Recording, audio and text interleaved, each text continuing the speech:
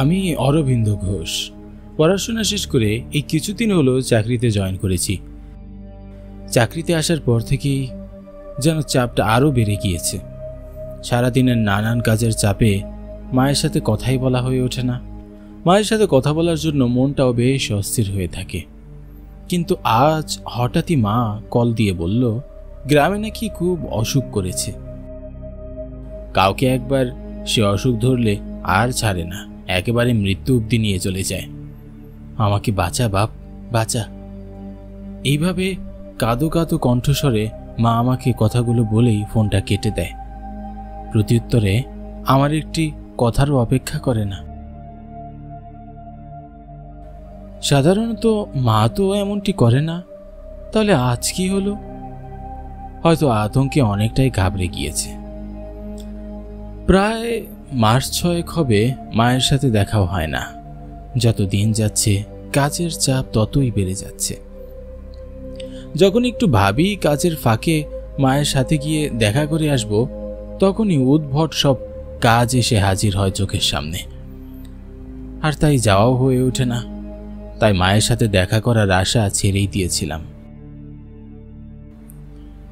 এইভাবে দিনের পর দিন চলতে চলতে যেন ভুলেই গিয়েছিলাম যে গ্রামে আমারও একটি পরিবার আছে। আমার ছোট্ট একটি বোন রুমনা সারাদিন মায়ের হাতে হাতে কাজ করে। বলতে গেলে মায়ের এখানকার নিত্যদিনের সঙ্গী। কিন্তু তার বিয়ে নিয়ে কথাবার্তা চলছে। রুমনা না থাকলে মা যে একা একা কি করবে কে জানে। যাকগে সেসব কথা। দেখতে দেখতে হেঁটে প্রায় অনেকটা পথ চলে এসেছি।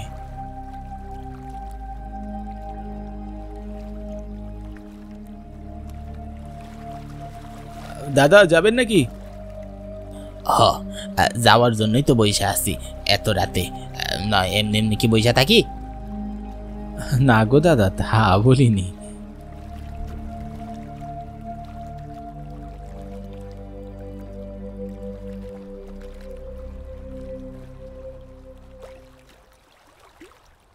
কি অবাক করা অপার সৌন্দর্য নিয়ে এই নদীটি।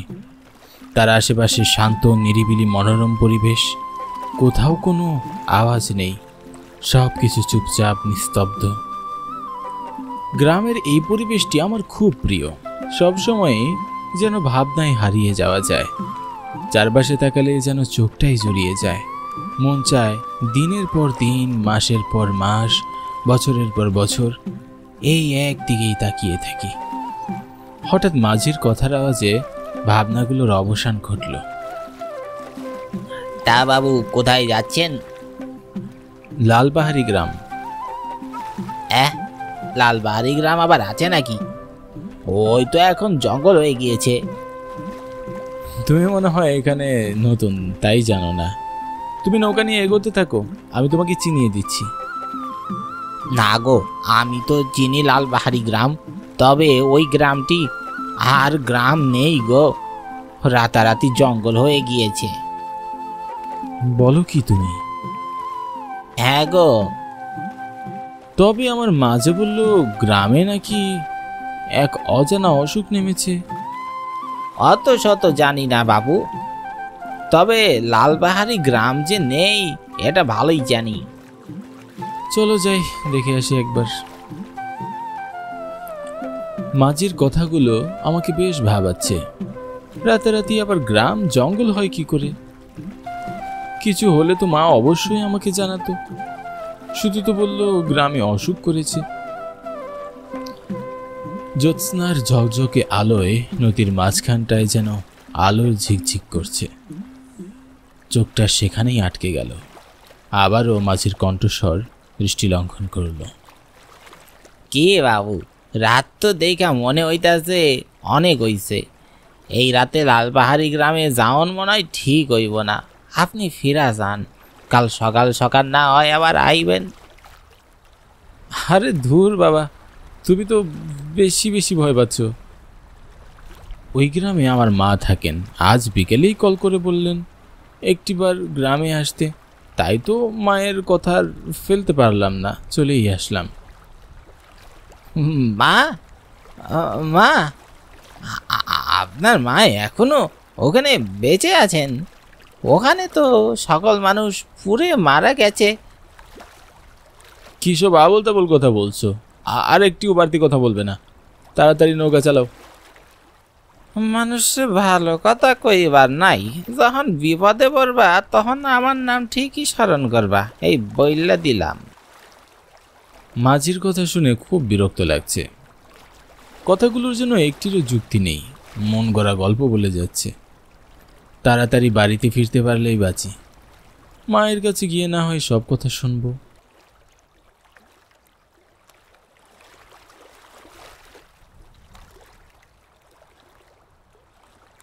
এই যে নেন, আপনার জায়গায় বসিয়ে দিলাম, দেখা শুই না যায়েন বাবু।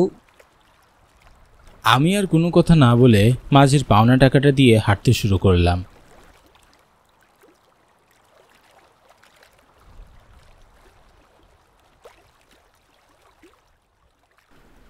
চারিদিক ঠিক আগের মতোই শুনশান স্তব্ধ। ঝিঝিপোক আর শিয়ালের ডাক ছাড়া আর কিছুই যেন শোনা যাচ্ছে না। শিয়ালের ডাক শুনে মনে হচ্ছে শিয়ালের উৎপাত যেন আরো বেড়েছে, কিন্তু যতই এগোচ্ছি মনে হচ্ছে ঝোপঝাড় আমাকে ঢেকে ফেলছে। অন্ধকারে চারিদিকে কি আছে বোঝাও মুশকিল। কিছুক্ষণ আগে অবধি জ্যোৎস্নার ঝকঝকে আলোয় চারপাশটা স্পষ্ট দেখা যাচ্ছিল, কিন্তু নৌকা থেকে নামতেই যেন নিছক কালো অন্ধকারে ছেয়ে গেল চারিপাশ। তবে আমার যতদূর মনে আছে 6 মাস আগে এমন ঝোপঝাড় ছিল না, ফাঁকা জরাজীর্ণ স্থান ছিল। হয়তো দিন যাচ্ছে তাই ঝোপঝাড় বাড়ছে, এই নিয়ে আর ভেবে লাভ নেই। মাঝির কথাটা যেন মাথায় গেঁথে গিয়েছে, তাই সবকিছু যেন রহস্য রহস্য লাগছে। আজব ব্যাপার তো, এতক্ষণ ধরে হাঁটছি তারপরেও এই ঝোপঝাড় থেকে যেন বেরিয়ে হতে পারছি না। তবে কি সত্যি মাঝির কথা সত্য? মাঝির কথাগুলো কিছুতেই মাথা থেকেই সরছে না, মনের ভেতরটা খচখচ করতে লাগলো। কিন্তু আগে কখনোই এমনটা হয়নি। হঠাৎই কারো উপস্থিতি টের পাচ্ছি, মনে হচ্ছে কেউ আমাকে অনুসরণ করে হাঁটছে। কিন্তু এত রাতে এখানে কারোরই তো থাকার কথা নয়। তবে কি? মনের সন্দেহ দূর করতে বারবার পিছন ফিরে তাকাচ্ছিলাম, কিন্তু অন্ধকারে কাউকে কোথাও দেখতে পেলাম না। মনের ভিতর অচেনা এক ভীতি কাজ করছে। কে কে কে পিছনে? আমি পিছনে ফিরে তাকাতেই দেখি একটি কালো ছায়া ঠাই হয়ে দাঁড়িয়ে আছে আমার সামনে। ছায়াটির দিকে তাকিয়ে যেন কথা বলার শক্তি আমি হারিয়ে ফেলেছি, হাত পা থরথর করে কাঁপছে। ঠিক তখনই চারপাশ থেকে কারো যেন কান্নার আওয়াজ ভেসে আসতে লাগলো। আমার মাথা যেন ক্রমশই ঘুরতে লাগলো, চোখ ঘোলাটে হয়ে আসতে লাগলো।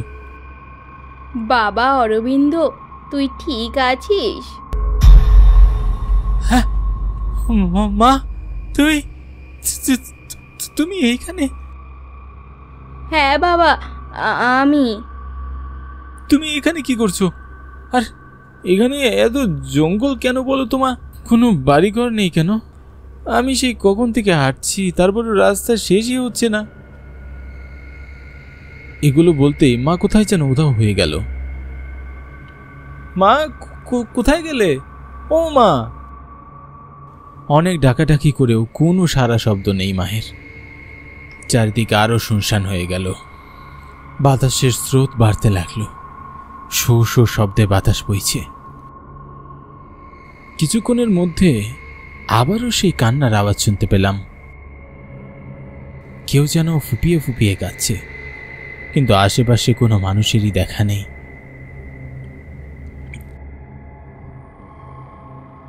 কে কে কাঁদছে? কেউ কোনো কথা বলছো না কেন? সামনে এসো, সামনে এসো দয়া করে। দাদা, দাদা তুই এসেছিস? বোন, বোন কোথায় তুই? তোকে যে আমি দেখতে পাচ্ছি না। আমি আমার চারপাশে তাকিয়ে রয়েছি, কিন্তু কোথাও কোনো মানুষ নেই। কিন্তু স্পষ্ট আমার বোনের কণ্ঠস্বর আমি শুনেছি। বোনের আওয়াজ শোনার পর থেকে ভেতরটা আরও অস্থির হয়ে গেল। বোনকে দেখার চেষ্টাও বেড়ে গেল। কোথায় তুই বোন? সামনে আয় বলছি। দাদা, মা কোথায় গেল বোন? আর তুই এতক্ষণ কোথায় ছিলি? তোকে কেন দেখতে পাচ্ছিলাম না? তুই যখন শহরে তোর কাজের চাপে আমাদের খোঁজ নিতে পারছিলিস না, সেই সময় একদিন গ্রাম প্রধান আর মোড়ল মিলে আমাদের সকলকে জ্যান্ত পুড়িয়ে দেয়। আমরা রাতে সবাই ঘুমাচ্ছিলাম, কেউ জানতাম না গ্রামের সকল মানুষ সেই রাতে পুড়ে ছারখার হয়ে যায়। তাদের এই গ্রামের সব সম্পত্তির লোভ যেন কুড়ে কুড়ে খাচ্ছিল, আর সব ঘুমন্ত মানুষের বাড়িতে আগুন লাগিয়ে দিয়ে পালিয়ে যায়। এরপর থেকে গ্রামটা আর গ্রাম থাকে না, জঙ্গলে পরিণত হয়, আর নাম হয় লাল পাহাড়ির জঙ্গল। দাদা, দাদা তুই এর ন্যায্য বিচার করিস দাদা, ন্যায্য বিচার করিস দাদা। বিদায় দাদা, বিদায়। বনে কথা বলেই উদাও হয়ে গেল। আমি হাজারবার ডাকার পরও কোনো সাড়া দেয় না। নিমেষেই অশান্ত পরিবেশ স্তব্ধ হয়ে যায়।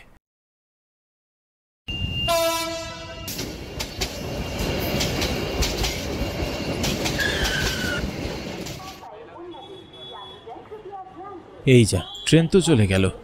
এখন কি করি? আগামীকাল কালী পূজা। যে করেই হোক আজ রাতের মধ্যে আমাকে বাড়ি পৌঁছাতেই হবে, তা না হলে মা বাবার দাদু ভীষণ কষ্ট পাবেন যে।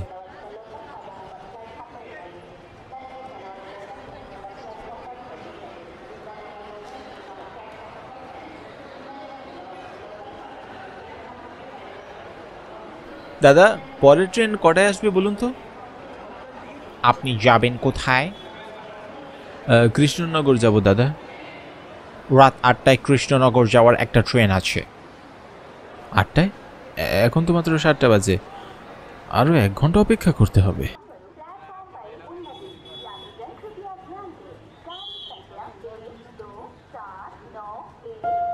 আমি অখিল, কলকাতায় সরকারি চাকরি করি।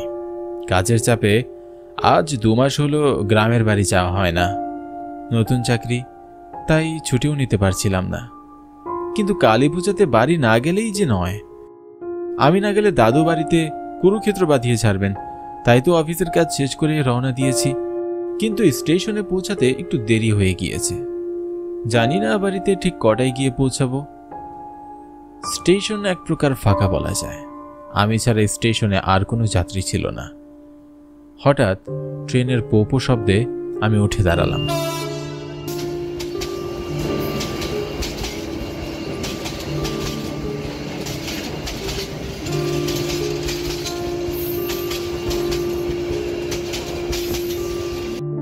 স্টেশনে ট্রেন এসে থামতেই আমি ট্রেনে উঠলাম।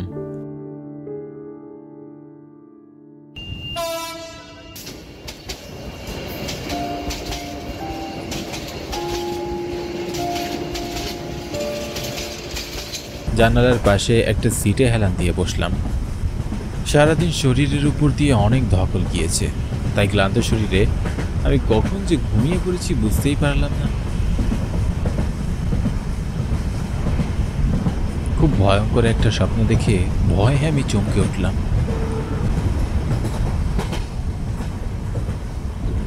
কিছুক্ষণের মধ্যে ট্রেন স্টেশনে এসে থামল। আমি তাড়াহুড়ো করে ট্রেন থেকে নামলাম।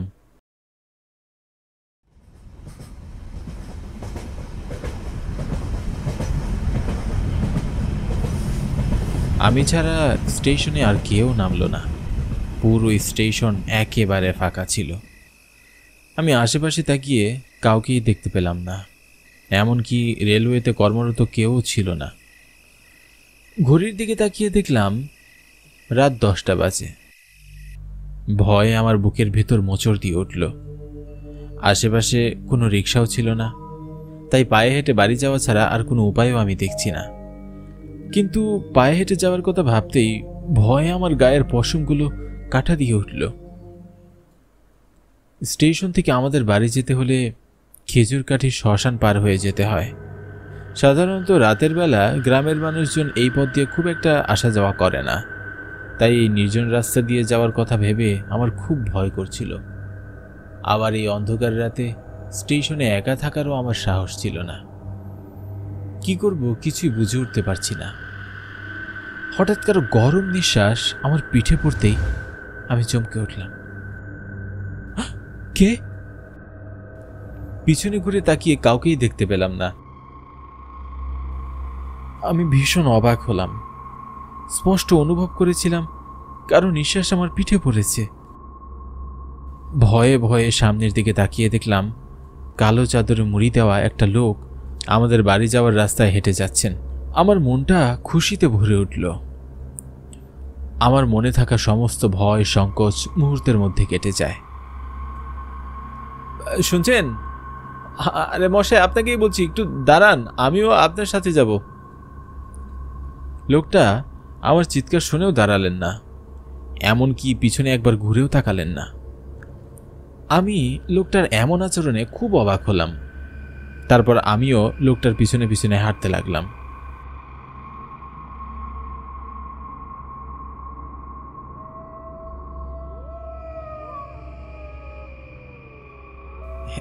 এই যে শুনছেন, একটু থামুন না, আমি আপনার সাথে যাব, শুনছেন? আমি এত ডাকাডাকি করছি কিন্তু লোকটা কিছুতেই থামছেন না। সে খুব তাড়াতাড়ি হাঁটছিল। আমি তার সাথে হেঁটে পেরে উঠছিলাম না। এবার আমার তার আচরণের সন্দেহ হলো। আমাদের গ্রামের কেউ এমন আচরণ করবার কথা নয়। লোকটা আবার চোর নয় তো? এমন কড়া গরমে ভারী চাদর মুড়ি দিয়ে আছে। যে করেই হোক তাকে আমার ধরতে হবে। আমি খুব তাড়াতাড়ি হাঁটা শুরু করলাম।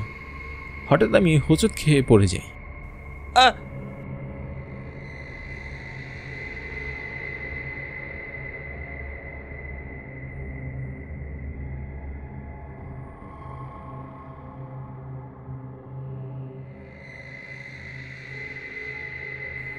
সামনে তাকিয়ে আমি ভীষণ অবাক হই। লোকটাকে আমি আর দেখতে পেলাম না। মুহূর্তের মধ্যে লোকটা কোথায় যেন হারিয়ে গেল। আমি আশেপাশে ভালো করে তাকাতে লাগলাম, আর তখনই একটা খেজুর গাছ থেকে ভয় আমার বুকটা কেঁপে উঠল। এখান থেকে শ্মশানের সীমানা শুরু হয়েছে। শ্মশানের আশেপাশে কিছু একটা জঙ্গল হয়ে আছে। আমাবস্যার ঘুটঘুটে অন্ধকার রাতে সেই জঙ্গলকে আরও ভয়ঙ্কর মনে হচ্ছে। সাধারণত আমাদের গ্রামের লোকজন এই পথ দিয়ে দিনের বেলায়ও খুব একটা যাওয়া আসা করে না, আর রাতের বেলা তো যাওয়া আসা করার প্রশ্নই আসে না। কিন্তু এই পথ ছাড়া আমাদের বাড়ি যাওয়ার আর কোনো পথ নেই। ঘুটঘুটে অন্ধকারে ঠিকমতো রাস্তা দেখা যাচ্ছে না। আমি সামনে আগানোর সাহস পাচ্ছি না। আবার স্টেশনে ফিরে যাওয়ার মতো আমার সাহস নেই। কি করব কিছুই বুঝে উঠতে না পেরে, কোনো উপায় না পেয়ে আমি বাড়ির পথে হাঁটতে শুরু করলাম। আমি খুব তাড়াতাড়ি হাঁটছি। কেন যেন মনে হচ্ছে আমার পিছনে পিছনেও কেউ হাঁটছে, কিন্তু পিছনে ঘুরে তাকানোর সাহস আমার নেই। ভয়ে আমার গায়ের পশমগুলো কাটা দিয়ে উঠল। আমি আরো দ্রুত হাঁটা শুরু করলাম। কিন্তু কি আশ্চর্য, আমি এত তাড়াতাড়ি হাঁটছি কিন্তু কিছুতেই যেন শ্মশানের সীমানাটা পার করতে পারছি না।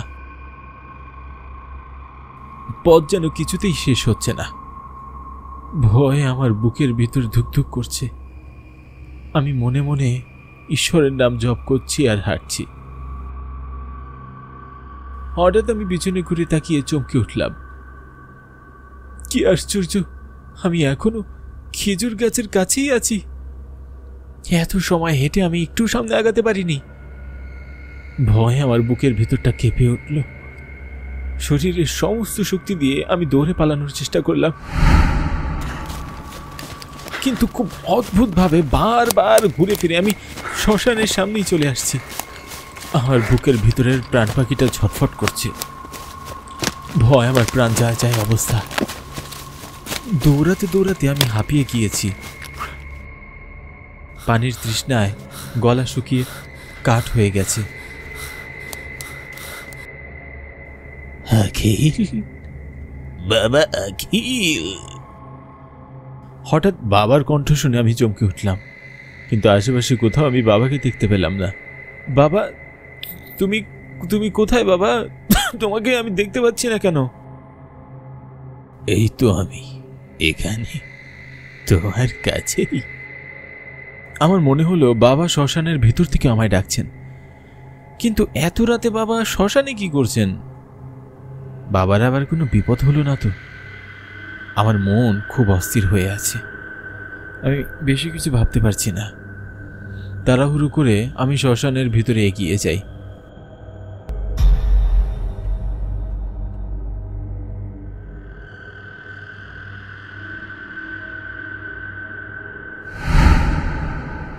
কিন্তু কি আশ্চর্য, আমি ছাড়া শ্মশানের ভিতরে কেউই নেই। এখানে তো আমি কাউকে দেখতে পাচ্ছি না, কিন্তু আমি যে স্পষ্ট শুনেছিলাম বাবা আমায় ডাকছেন। ভয়ে ভয়ে আমার আশেপাশে তাকিয়ে দেখলাম শ্মশানের ভিতরে অনেক খুলি আর কঙ্কাল পড়ে আছে। প্রচন্ড ভয়ে আমার গা কেঁপে উঠল। সেখানে আর এক মুহূর্ত দাঁড়িয়ে থাকার সাহস পেলাম না। তাড়াহুড়ো করে আমি শ্মশান থেকে বেরিয়ে যেতে লাগলাম, আর তখনই কেউ আমার পিছন থেকে ডাকলো আর বলল, চলে যাচ্ছিস? আমি পিছনে ঘুরে তাকিয়ে চমকে উঠলাম।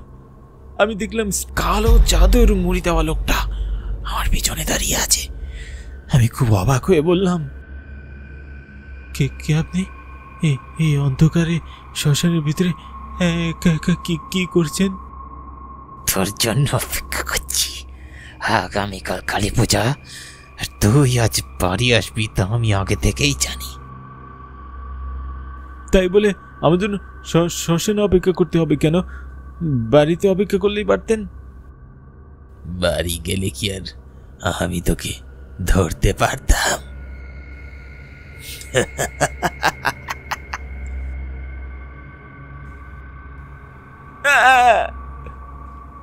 প্রচন্ড ভয়ে আমি নিজের অজান্তেই চিৎকার করে উঠি।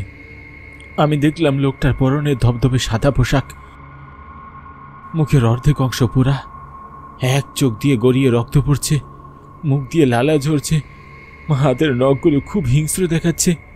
ইনি যে কোনো মানুষ নন, ভয়ঙ্কর একটা প্রেতাত্মা, তা বেশ বুঝতে পারছি। ভয়ে আমার চোখ কপালে উঠে যায়, বুকের ভেতরটা পানি শূন্য হয়ে যায়, হাত পা থরথর করে কাঁপতে থাকে।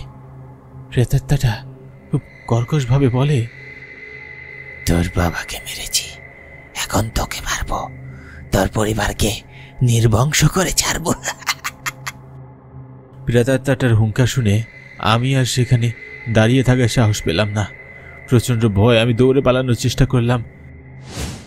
আমি আমার শরীরের সমস্ত শক্তি দিয়ে দৌড়াচ্ছি, কিন্তু খুব আশ্চর্যজনকভাবে বারবার ঘুরে ফিরে আমি প্রেতাত্মাটার সামনেই চলে আসছি, আর প্রেতাত্মাটা খুব ভয়ঙ্কর ভাবে হাসছে। ভয় আমার প্রাণ যায় যায় অবস্থা। বুকের ভেতরের প্রাণ পাখিটা ছটফট করছে, মনে হচ্ছে এখনই প্রাণ পাখিটা বেরিয়ে যাবে।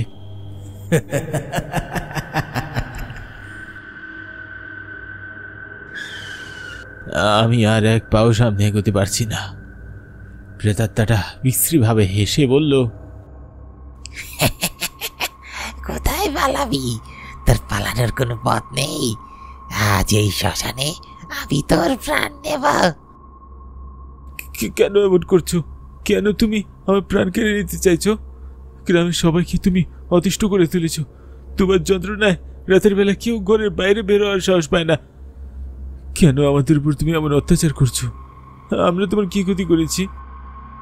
তুই আমার কোনো ক্ষতি করিসনি, কিন্তু তোর বাবা আমার অনেক ক্ষতি করেছে। তোর বাবা আমার প্রাণ কেড়ে নিয়েছে। এসব কি বলছো তুমি? আমার বাবা এমন কাজ কখনোই করতে পারে না। তোর বাবা এই গ্রামের জমিদার, ওনার যা প্রয়োজন তা তিনি ক্ষমতা প্রয়োগ করে আদায় করে নেন। উনি অন্যায়ভাবে আমার জমির ফসল দখল করে নিতে চেয়েছিল, কিন্তু আমি আমার জমি দিতে রাজি হয়নি। আমি প্রতিবাদ করেছি, তাই একদিন রাতের আধারে তিনি আমার বাড়িতে আবার আগুন জ্বালিয়ে দেন। সেই আগুনে আমি জ্বলে পড়ে ছাই হয়ে যাই। আজ আমি তোর বাবাকে হত্যা করেছি, এখন তোকে হত্যা করে তোর বংশ নির্বংশ করব। না, আমার মেরো না, আমি তোমার কোনো ক্ষতি করিনি। আমার বাবার ভুলে এসেছি, তুমি আমাকে কেন দিতে চাইছো? ছেড়ে দাও আমায়। প্রেতাত্মাটা তার হাত দুটো লম্বা করে আমার দিকে বাড়িয়ে দিল, খুব শক্ত করে আমার গলা চেপে ধরল। বাঁচার জন্য আমি আকুতি মিনতি করছিলাম, কিন্তু কিছুতেই প্রেতাত্মাটার হাত থেকে ছুটতে পারছি না। আমার দম বন্ধ হয়ে আসছে। তারপর আমার আর কিছুই মনে নেই।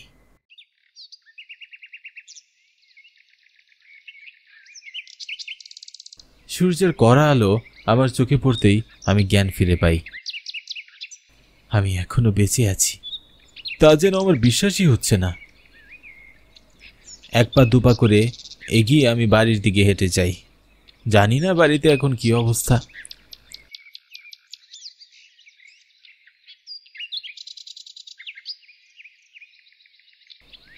দূর থেকে দেখলাম আমাদের বাড়ির উঠোনে অনেক মানুষ জড়ো হয়ে আছে। আমার বুকের ভিতরটা মোচড় দিয়ে উঠল। গত রাতে প্রেতাত্মাটার কথা বলা মনে পড়ে গেল। আমি তাড়াহুড়ো করে এগিয়ে এসে দেখি